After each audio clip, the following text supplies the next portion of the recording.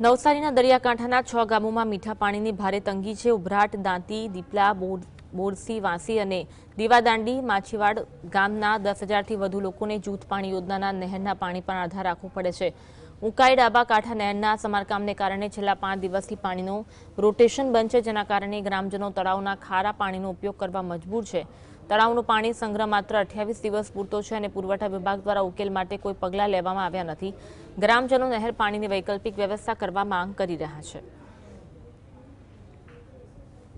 જ્યારે મેન્ટેનન્સ આવે ત્યારે પાણી એ લોકો 50 દિવસનું બંધ કરી દે, 50 થી 60 દિવસનું, અને આપણી ક્ષમતા ફક્ત 28 દિવસની હોવાથી એ પાણી અહીંયા પૂરું પાડી શકતા નથી। આજે અમે જોઈએ તો અમારા માટે પીવાનું પાણી, ઘર વપરાશનું પાણી કે નાહવા માટે બિલકુલ પાણી નથી।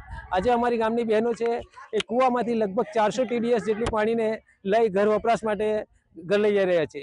એ ચામડીના રોગો અને મેડિકલ રીતે તદંતર ફેલ હોવા છતાં પણ એનો ઉપયોગ કરવા મજબૂર છે।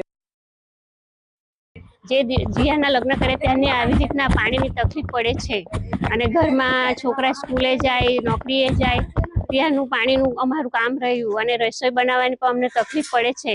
ગામમાં કૂવા છે, ત્યાંથી અમે ખારું પાણી લઈ જઈએ છીએ અને તળાવ પણ છે, પણ દરિયાનું પાણી આવી ગયું છે, તે પણ અમે કામ માટે લઈએ છીએ કારણ કે પાણીની બહુ તકલીફ પડે છે। સરકારને એટલી વિનંતી છે કે અમારે આટલી વ્યવસ્થા પાણીની અમને કરી આપે।